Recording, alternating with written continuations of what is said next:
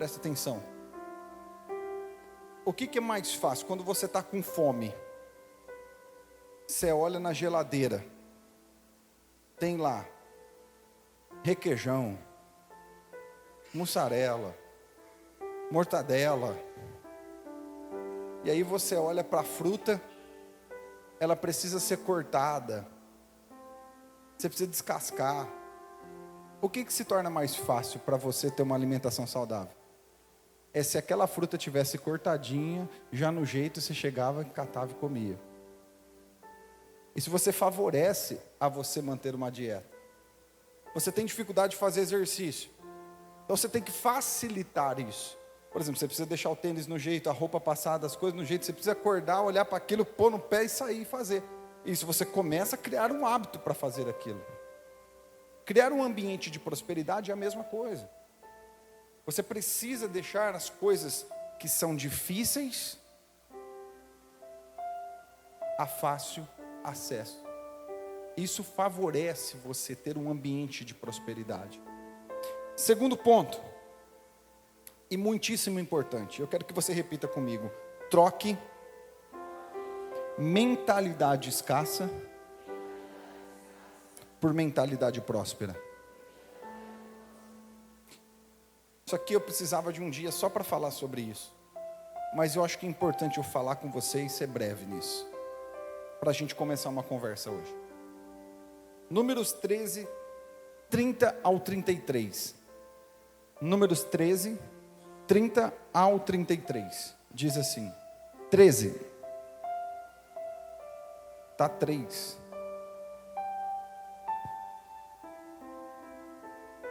Números 13, 30, isso. Então Calebe fez o povo calar-se diante de Moisés e disse: subamos e tomemos posse da terra, porque certamente conseguiremos fazer isso. Os homens que tinham ido com ele, porém, disseram: não podemos atacar aquele povo, é mais forte do que nós. Eles espalharam entre os israelitas um relatório negativo acerca da terra que eles haviam ido espiar. E disseram: a terra que percorremos para espiar devora os que nela vivem. Todos, volta um pouquinho, todos os que vimos são de grande estatura. Vimos também os nefilins, isto é, os anaquins, diante de quem parecíamos gafanhotos aos nossos olhos e aos olhos deles. Eu vou te explicar isso aqui. Quando Moisés ele manda os espias para a terra prometida, ele fala assim: eu quero que vocês vão espiar, olhar, e vocês voltam com o relatório do que vocês viram. Chega lá, dos 12 espias, 10 voltam da seguinte forma: olha, lá tem gigante. Aos nossos olhos e aos olhos deles, nós somos como gafanhotos perto deles. Quer dizer, a gente não tem valor nenhum, a gente é muito pequeno. Se eles quiserem, eles nos derrubam, eles pisam em nós. Só que tinha dois, que era Josué e Calebe, que diz assim: calem-se, espera aí, não, a gente vai subir, nós vamos para lá, vamos derrubar e vamos matar eles, porque o Senhor está conosco. Então entenda uma coisa: uma pessoa de mentalidade escassa é uma pessoa que sempre vai olhar o problema antes da solução. Gente, isso aqui é um problema sério, que atrapalha você prosperar na sua vida. O que é uma mentalidade escassa? Uma mentalidade escassa é quando você sempre reclama. Você faz o contrário da prosperidade. Por exemplo, preste atenção. Quando você olha algo que de repente você julga ser caro, então você já faz assim: nossa, não, eu não dou conta de comprar isso aqui não. Eu não dou conta de pagar isso aqui não. Isso aqui é muito caro para mim. Isso aqui é muito difícil para mim. Mas Comprar uma roupa? Não, não posso. Eu não posso porque isso é difícil. Isso é muito caro. Trocar de sapato? Não. Quando você começa a cauterizar a sua mente para uma mente de pobreza, você começa a tirar de você uma das coisas mais preciosas que o Senhor nos deu, que é o desfrute. Então, uma mentalidade de escassez é sempre assim, ó, você briga por causa de 1 centavo. Você olha algo para comprar, isso não tem a ver com economista, isso tem a ver com mentalidade de pobreza. Você olha lá, peraí, eu queria tanto comer um lanche. Mas eu queria esse aqui, ó, dessa marca, desse lugar. Mas eu vou gastar R$10 a mais do que esse aqui, então eu vou comer daqui. Você se priva de repente de desfrutar algo por causa de muita pouca coisa. Porque você tem uma mentalidade do quê? Vai me faltar. A mentalidade escassa, ela sempre está programada para pensar no quê? Repete comigo. A mentalidade escassa, ela sempre está programada para pensar de que forma? Eu não vou conseguir. Eu não vou dar conta. A mentalidade escassa é algo que está enraizado na cabeça de muitos. Você sabe o que fez isso com você? A necessidade que você passou quando você era mais novo. Tem gente que passou tanta dificuldade, tanto aperto na vida, que hoje a pessoa não consegue pensar em mentalidade de avanço, ela sempre pensa em mentalidade escassa. Você quer ver uma coisa? Às vezes você tem condições de comprar um carro melhor, carro do seu sonho, mas tem gente com mentalidade escassa que faz assim, não vou comprar esse carro não, porque a manutenção dele é muito cara. Eu não vou comprar esse carro não, porque o IPVA é muito caro. Então é melhor eu comprar aquele que não paga mais IPVA e andar com ele assim. Deus me livre. Eu não posso pensar nisso, porque eu não nasci para viver assim. Isso não é para mim. É as mentalidades escassas que estão enraizadas no seu coração. Então sempre quando você se vê como gafanhoto, você se vê como pequeno. Você não se vê digno de ter algo melhor na vida. Você entende que a mentalidade escassa, quando ela está na vida de alguém, ela faz alguém pensar assim, isso não é para mim. Eu entrar num carro melhor, isso não é para mim. Eu comer naquele restaurante, isso não é para mim. Eu estar no meio de pessoas, quem aqui já se sentiu desconfortável a estar no meio de alguém que tem dinheiro?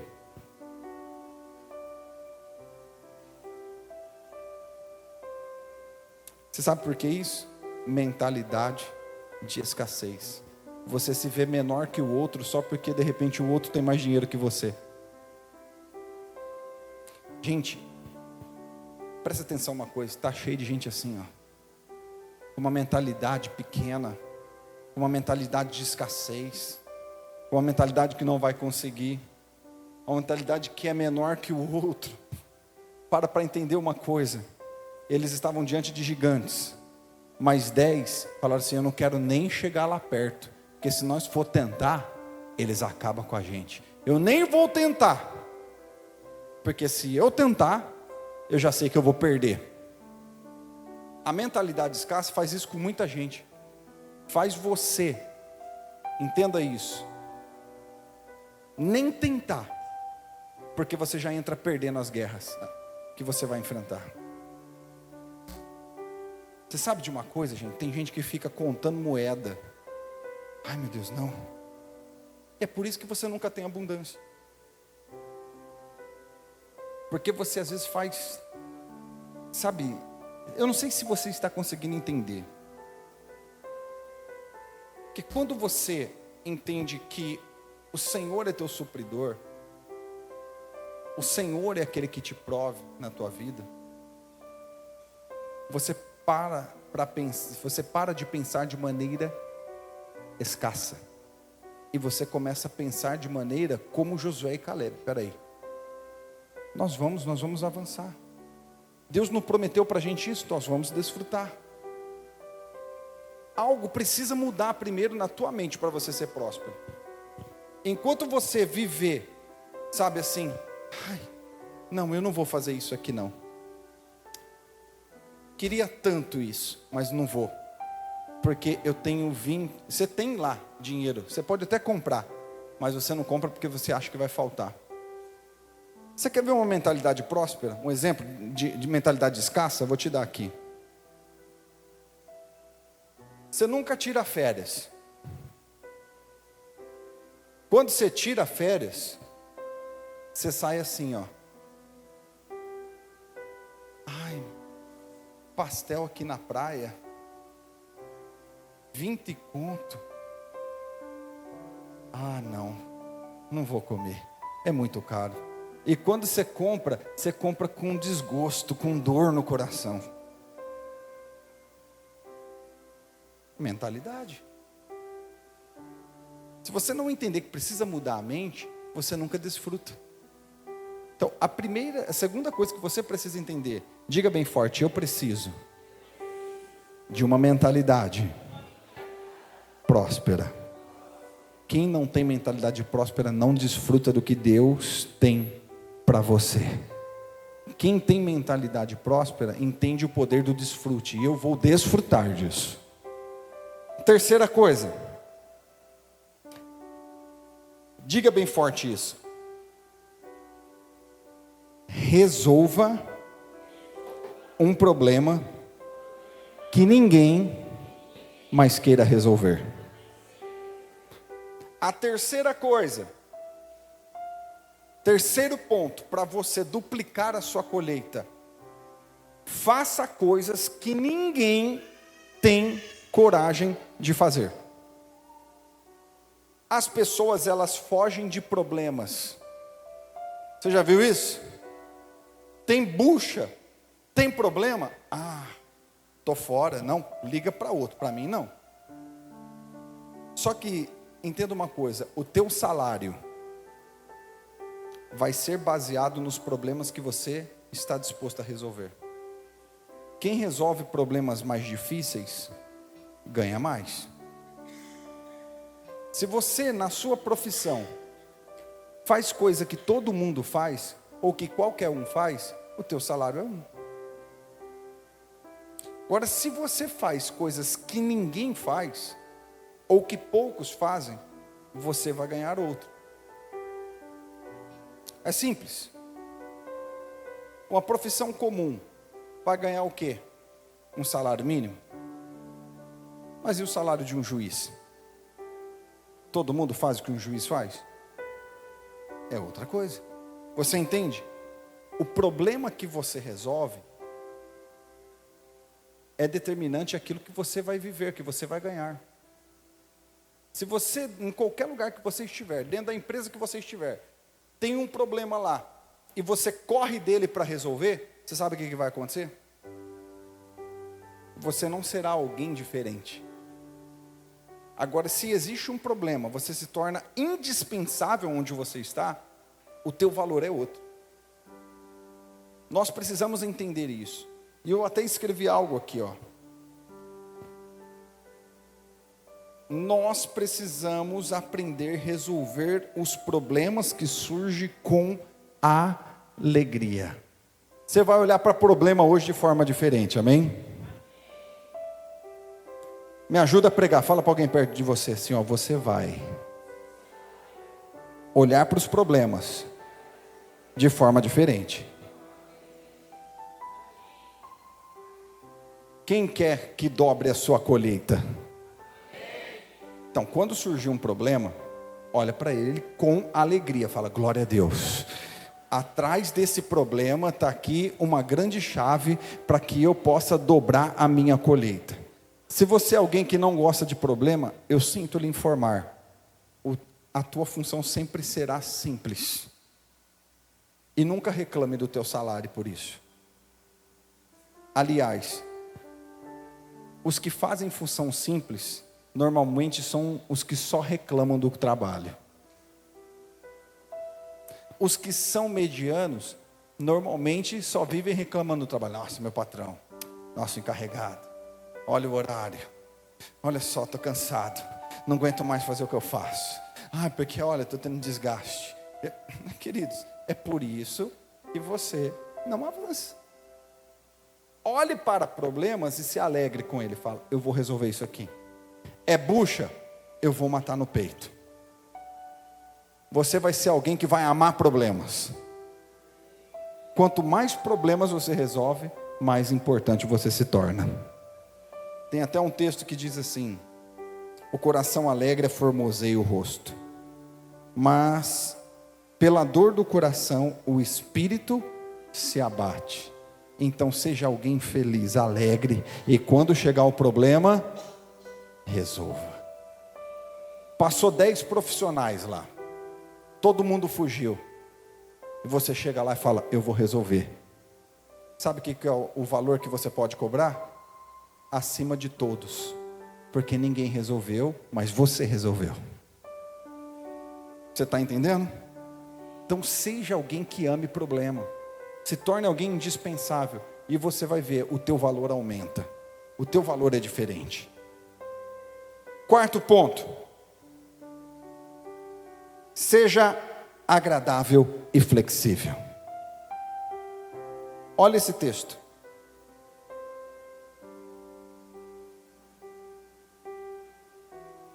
Hebreus 13:2 diz: não vos esqueçais da hospitalidade, porque por ela alguns, não sabendo, hospedaram anjos.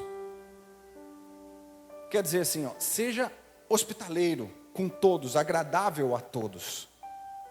Não há como você prosperar na vida se você não sabe tratar bem as pessoas.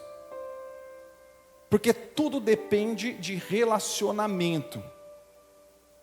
A nossa vida depende de relacionamento. Se você, por exemplo, não sabe lidar bem com pessoas que estão à sua volta, se você é grosseiro, se você é estúpido, se você é o tipo de pessoa que fala assim, não, eu sou daquele que fala o que pensa, pastor, aqui não tem filtro não, eu falo mesmo. Então você é alguém desagradável. Você precisa ter filtro. Você precisa ser uma pessoa que sabe o que falar, sabe conversar, ser hospitaleiro. Porque entende uma coisa, se você mexe com negócios, com venda, como que você vai vender algo, um serviço, um produto, alguma coisa, se você não sabe conversar? Se você não sabe tratar bem as pessoas? Imagina você, pastor, mas eu sou assim mesmo, eu falo desse jeito. Sabe o que vai acontecer? Você não vai explicar o teu serviço direito.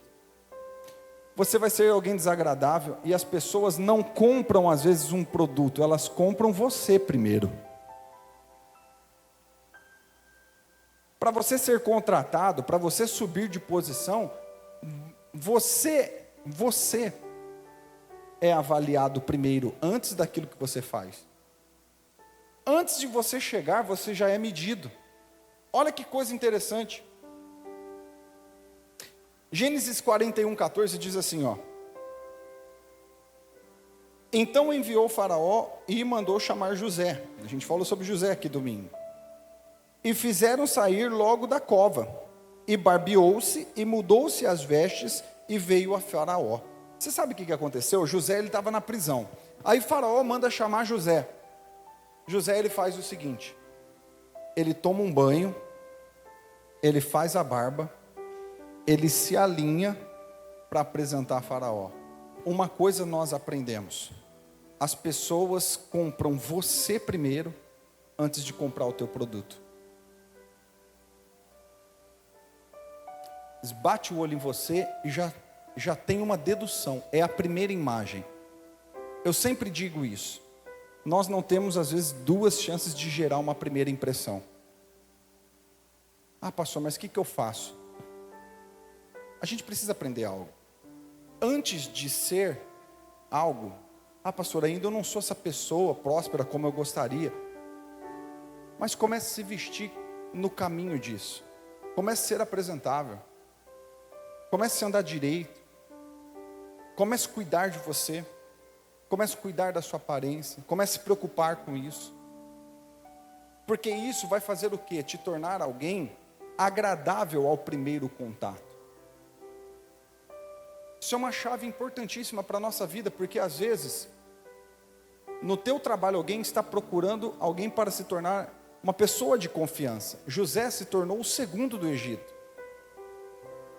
Então não adiantava apenas o que tinha dentro dele, mas aquilo que ele aparentava ser.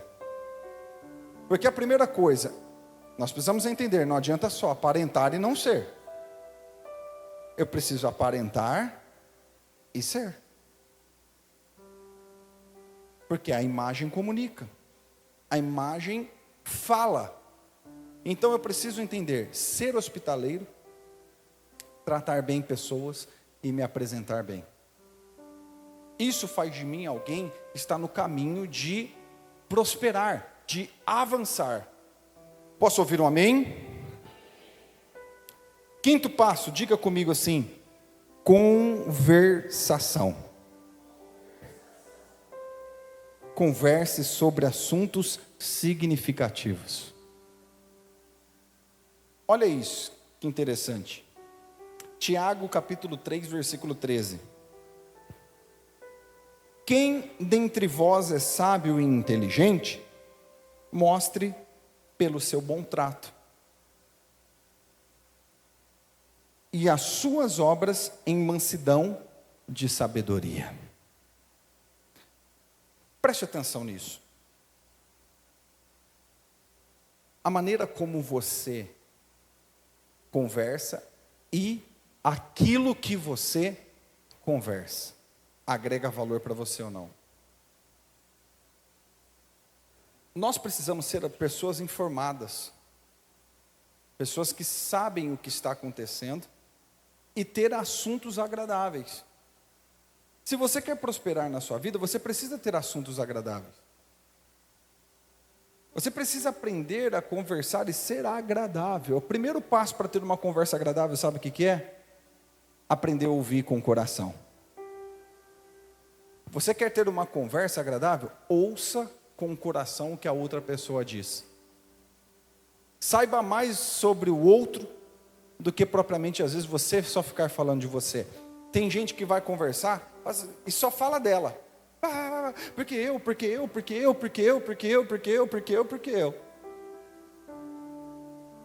Faça diferente. Ouça. Ouça primeiro. Pergunte sobre a pessoa. Queira saber sobre a pessoa.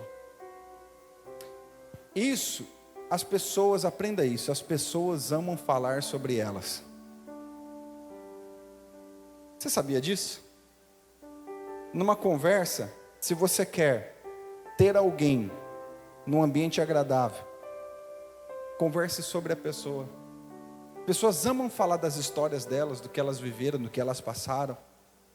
Então, quando você ouve as pessoas com o coração, uma coisa começa a acontecer, você começa a criar conexão na sua conversa. E aqui nós aprendemos algo, que nós precisamos aprender a ter um bom trato e obras de mansidão e sabedoria.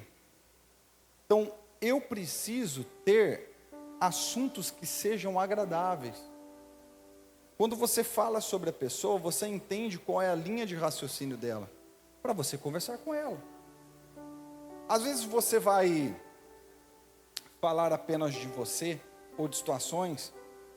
Você já viu alguém que fala demais? Qual que é a impressão que se passa? Nossa, a pessoa fala, hein? Nossa. Então, fale menos de você e mais dos outros. Repita isso. Fale menos de você e mais dos outros. Isso torna você alguém com uma boa conversação. Sexto, entusiasmo. Envolva-se com aquilo de que você mais gosta. Você sabe por que tem muita gente aqui que não rompe na vida? Porque está trabalhando em lugar que não gosta, que detesta. O que está fazendo na vida, a área que está trabalhando, não é o que sempre sonhou. Não é o que desejou. Então o trabalho não é um prazer, é um fardo. Ah, pastor, mas é que eu preciso de dinheiro. Então eu estou lá porque eu tenho um salário. Eu vou dizer para você, você pode estar trabalhando num lugar que você talvez está só por salário. Mas você tem que começar a pensar naquilo que você ama, para trabalhar naquilo que você ama. Porque quando você trabalha com o que você ama, na verdade você nunca mais trabalha. A tua dedicação e o que você faz, na verdade é voltado para aquilo que você ama. Então aquilo não é mais um peso, um fardo. Trabalhar 8 horas por dia não é um fardo para você. Se você tiver que trabalhar 10 horas, não vai ser um fardo para você. Se você um dia tiver que trabalhar 12 horas, isso não é um fardo para você. Porque você faz o que você ama. Agora uma pergunta que é importante você saber isso. Você precisa aprender a responder para você. O que você ama fazer? Pense isso. O que você ama fazer? O que você mais gosta de fazer? Qual que é a área que você mais gosta de lidar, de fazer, de trabalhar? Você tem isso muito claro na sua vida? Se você não tem, a primeira coisa você precisa ter. Olha, eu gosto de tal coisa. Eu gosto de lidar com gente. Então, de repente, a tua área seja vender algo. Estar envolvido em comunicação. Olha, eu gosto, pastor, eu não gosto de falar com ninguém, eu sou quietinho na minha. Talvez você é da parte de produção. Você vai produzir algo. Você vai trabalhar nos bastidores. Então, quando você entende o seu lugar, aquilo que você ama, queridos, o trabalho já não vai ser mais um fardo para tu. Você precisa entender isso. O que eu amo fazer? Então, dedique-se naquilo que você ama. E você nunca mais vai trabalhar na vida. Tem um texto que diz em Eclesiastes 9:10: o que as suas mãos tiverem que fazer, faça. Com toda a sua força. Pois na sepultura, para onde você vai, não há atividade, nem planejamento, não há conhecimento e nem sabedoria. Então, às vezes a gente fica assim, amanhã eu invisto no que eu gosto. Amanhã eu começo a fazer o que eu mais amo. Amanhã eu vou atrás disso. Queridos, a Bíblia diz assim: faça o que está na sua mão para fazer. Porque amanhã, na sepultura onde todos nós vamos, se Jesus não voltar, lá não tem mais o que fazer. O momento de fazer é agora. Por exemplo, pastor, eu amo uma área da minha vida. Você gosta disso? Então você não tem possibilidade hoje de trabalhar nessa área, então comece a se capacitar para você viver isso no futuro. Quem está entendendo? Olha, pastor, eu amo mexer com mecânica. Você ama isso? Hoje você não pode trabalhar com isso? Sabe o que você faz? Depois do horário, começa a estudar sobre. Vai fazer um bico sobre. Vai servir alguém. Vai fazer para alguém. Porque isso vai te gerar experiência. E sabe o que vai acontecer no futuro? Logo você estará capacitado para fazer o que você ama. E viver daquilo que você ama. E aquilo será uma paixão para você. Eu lembro de uma coisa, queridos. Quando meu primeiro trabalho foi servente de pedreiro. Eu durei nesse trabalho 7 dias. Porque eu não conseguia nem quebrar o reboco direito da parede. Eu saí de lá e eu fui trabalhar de servente de cerâmica. Em Jaboticabal tem muita cerâmica. E esse eu durei mais. 21 dias. Eu lembro que eu entrei dentro de um tanque.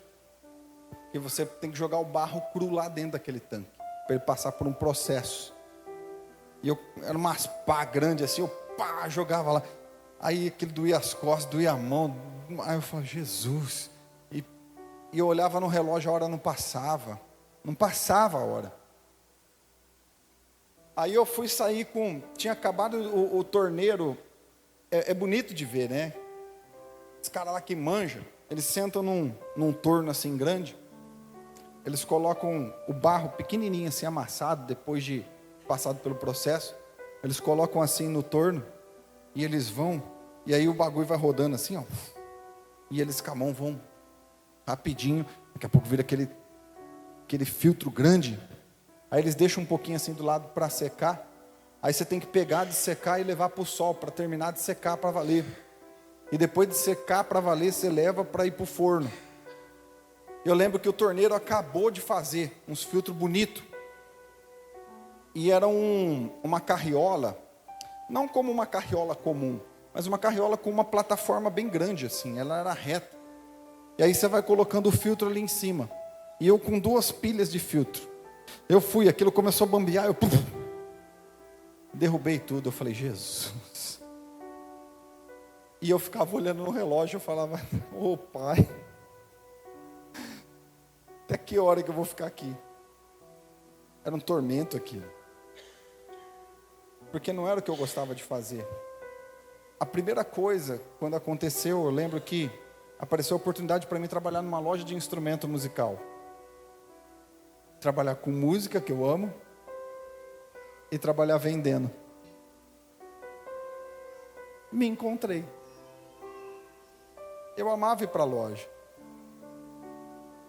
Depois, quando eu percebi que eu amava vender, foi aí que eu investi e me tornei um vendedor externo.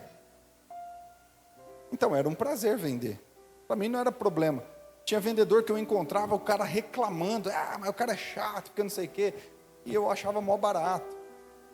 Porque era um desafio para mim. Ontem, segunda-feira, teve reunião de pastores e a gente estava lembrando de uma situação, tinha uma farmácia muito conhecida, uma rede em Jaboticabal.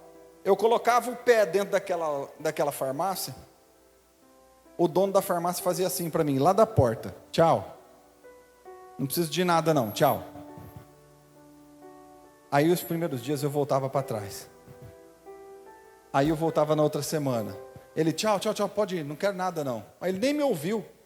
Aí eu fui nele. Tô te deixando uma lista. Tá bom, pode ir embora. Desse jeito, não estou inventando. E eu ia embora. Só que quando eu ia embora dali, sabe qual era o meu sentimento? Não era de raiva dele. Agora eu vou ficar vindo nesse cara até eu vender para ele. Na hora que eu vender para ele, eu vou sossegar. Eu lembro que quando eu comecei a visitar o Beraldo em Jaboticabal, era a mesma coisa, perfumaria. A empresa que eu estava, ele não comprava fazia 10 anos. E eu ia lá, não quero nem saber dessa firma aí. E eu coloquei na minha cabeça assim, eu vou sair daqui só quando eu vender para ele. Porque eu amava fazer aquilo. Então, quando você faz o que ama, você não trabalha carregado, nem pesado. Então, se você quer prosperar, a primeira coisa, ou sexta coisa, você precisa fazer o que você ama. Dedique-se no que você ama. E você entrará num caminho de prosperidade. Amém? Sétima coisa. Diga bem forte assim, sementes são necessárias. Muita coisa na nossa vida é semente. O nosso tempo é uma semente. Tem filhos que quando eles começam a expressar rebeldia, você não vai parar a rebeldia de um filho dando um presente que ele quer. Porque a rebeldia é um sinal de falta de atenção. Então qual semente que você tem que semear? Tempo de qualidade com seu filho. Uma mulher, talvez ela está bicuda, está estressada, está brava com você, homem. Você sabe como que você acaba com isso? Pega ela, leva ela num lugar da hora, para vocês jantarem junto, e depois leva ela numa pousada, e tem uma noite de amor com ela. No outro dia ela vai acordar cantando. Quão grande é o meu... O nervoso foi embora. Você entende que tem coisas na vida que são sementes. O tempo é uma semente. Você que trabalha por conta, você que quer de repente fazer uma renda extra, você quer fazer algo, entenda, você tem sementes na sua mão. Ouça o que eu vou te dizer. Você trabalha por conta. Quanto você investe em propaganda, em publicidade? 0. Você está comendo a semente.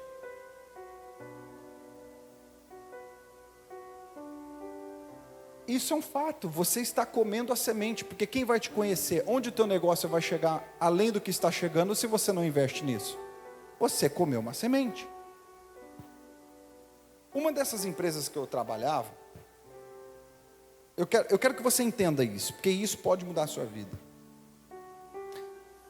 Ela me dava uma ajuda de custo de R$ 2.500. Ajuda de custo, você sabe para que ela era? Para me custear na estrada. Agora, se eu não fosse viajar e ficasse em casa e não gastasse com aquilo, o que eu iria estar fazendo? Comendo a semente. E eu não ia abrir novos clientes. Então, aquilo que eu poderia estar usufruindo, eu iria estar comendo no futuro. Porque quando você come sementes, você está fazendo errado, porque semente é para ser semeada. Então entenda, se você, pastor, eu desejo muito uma área da minha vida, comece a pegar parte do seu salário e semeie naquela nova profissão, naquilo que você quer fazer. São sementes. Sementes precisam ser semeadas. Que nem, olha o que a Bíblia diz. 2 Coríntios 9:6. E digo isto, que o que semeia pouco, pouco também ceifará. E o que semeia em abundância também ceifará. O Senhor também nos ensina a semear no reino de Deus. Aquilo que eu semeio no altar, eu vou colher daquilo. Aquilo que eu faço para o Senhor, aquilo é uma semente, que eu terei resultados daquilo. Então entenda uma coisa, sementes não são para ser comida. Semente é para ser semeada. Toda vez que você comeu a semente, você travou o crescimento do teu futuro. Se você imagine isso, você tem na sua mão um monte de semente. Se você plantar ela, ela vai produzir, ela vai frutificar. E se ela frutificar, logo ela vai dar mais frutos, mais sementes. Você tem que separar parte dessa semente e plantar novamente. Uma parte da tua colheita você come, outra parte você semeia. Você está entendendo isso? Imagina uma coisa, você tem 10 sementes. E vamos supor que cada semente produz 10, mais 10. Então, cada semente, diga comigo, cada semente produz mais 10. Então, você planta uma, ela gera 10. Se você pegar as 10 que deu e semear, você vai ter 100. Porque ela produziu mais 10. Agora, se dessas 10 que eu plantei, eu comi 5 e plantei 5, eu vou ter 50. Dessas 10 que deu, eu comi as 10, eu não tenho nada para semear. E eu não tenho nada que eu vou colher. Isso é precioso demais, porque quando você entende o poder da semeadura e da colheita, isso muda a sua vida. Você tem sementes, a sua vida é cheia de sementes. Semente do tempo, a semente do teu futuro, a semente no reino de Deus. A gente tem sementes preciosas. Se a gente pega essa semente e mata ela, acabou a minha colheita. Então, quando eu entendo semear para gerar mais frutos, isso muda a vida de uma pessoa. Essa é a 7ª chave que pode duplicar a sua prosperidade. A 7ª chave que você pode duplicar a sua colheita. Aprenda isso. Semear para que nunca te falte uma colheita. Eu lembro, e Pode ficar de pé.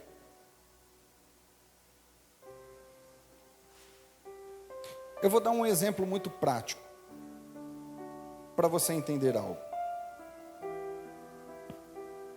No ano de 2022, se eu não me engano foi 22 ou 21. Não lembro agora se era 22 ou 21.